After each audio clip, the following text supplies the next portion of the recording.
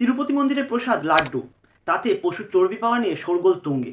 এমনকি সেই বিতর্ক পৌঁছলো সুপ্রিম কোর্ট পর্যন্ত। তিরুপতি মন্দিরের লাড্ডু তৈরি করতে যে ঘি ব্যবহার করা হয়, তাতে নাকি কখনো পশুর চর্বি, আবার কখনো মাছের তেল পাওয়া গিয়েছে।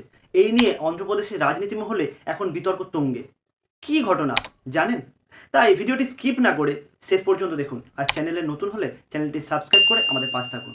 প্রসঙ্গত, প্রতি বছর 5 লক্ষ কেজি ঘি কেনা হয় এই মন্দির তরফে। প্রতিদিন প্রায় 3.5 লক্ষ লাড্ডু তৈরি হয় এই মন্দিরে।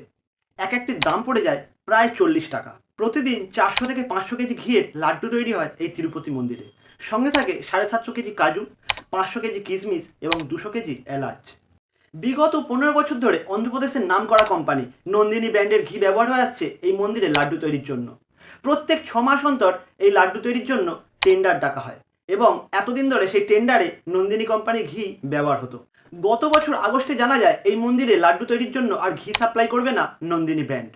কর্ণাটকের মিল্ক ফেডারেশনের চেয়ারম্যান জানিয়ে দেয় যে দাম বেড়ে যাওয়ার কারণে এই মন্দিরের লাড্ডু তৈরির জন্য ঘি সাপ্লাই করা তাদের পক্ষে আর সম্ভব নয়। তখন সেই সময়ের প্রাক্তন মুখ্যমন্ত্রী জগনমোহন রেড্ডির নেতৃত্বাধীন সরকার সিদ্ধান্ত নেয় যে অন্য কোম্পানির ঘি ব্যবহারের জন্য, এবং পরবর্তীকালে চন্দ্রবাবু নাইডু ক্ষমতায় আসার পর আবারও এই বছরের আগস্ট মাস থেকে নন্দিনী ব্র্যান্ডের ঘি ব্যবহার হয়ে আসছে এই মন্দিরে লাড্ডু তৈরির ক্ষেত্রে।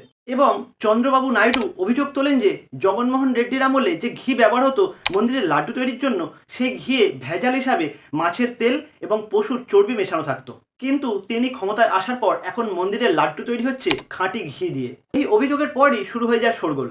এই পরিস্থিতিতে আঙুলোটে নন্দিনী ব্র্যান্ডকে সরানোর পর যেসব কোম্পানিগুলো এতদিন ধরে ঘি সাপ্লাই করে আসতো, এবং সেই পরিস্থিতিতে সামনে আসে ল্যাব রিপোর্ট। গুজরাটের NDDB অর্থাৎ ন্যাশনাল ডেয়ারি ডেভেলপমেন্ট বোর্ড এর কাছে ঘিয়ের পরীক্ষার জন্য নমুনা পাঠানো হয়। এই রিপোর্টে জানা যায় কখনো এস ভ্যালু বেশি, আবার কখনো কম। অর্থাৎ এমনটি হলেই বোঝা যায় যে ঘিয়ে ভেজাল মেশানো, কখনো পশুর চর্বি আবার কখনো মাছের তেল মেশানো হয়েছে। এমনকি রিপোর্টে এটাও জানা যায় যে ঘিয়ের মধ্যে বনস্পতি তেল এবং প্রাণীজ চর্বিও মেশানো হয়েছে। প্রথম রিপোর্টে জানা যায় কখনো সোয়াবিন অয়েল কিংবা সূর্যমুখী অয়েল, আবার তুলোর বীজের সঙ্গে মাছের তেল মিশিয়ে ভেজাল তৈরি করা হয়েছে। দ্বিতীয় রিপোর্টে জানা যায় ঘিয়ের মধ্যে নারকেল এবং তালের বীজের চর্বিও মেশানো হয়েছে। তৃতীয় রিপোর্টে জানা যাচ্ছে পাম তেল এবং গরুর চর্বি মেশানো হয়েছে, এবং সর্বশেষ মানে চতুর্থ রিপোর্টে জানা যাচ্ছে শুয়োরের চর্বিও নাকি মেশানো হয়েছিল। এই রিপোর্ট নিয়ে দুই বিশেষজ্ঞের সঙ্গে কথা বলেছেন বিবিসি। নাম প্রকাশ্যে অনিচ্ছুক একটি বিশেষজ্ঞ বলেন, ঘিতে ভেজাল মেশানো হয়েছে এটা স্পষ্ট, তবে সেটা কি ভেজিটেবল অয়েল নাকি পশুর চর্বি তা নিশ্চিত নয়। অন্য আর এক বিশেষজ্ঞ বলেন, সাধারণত এই ঘিয়ের সঙ্গে পাম তেল জাতীয় ভেজাল মেশানো হয়ে থাকে।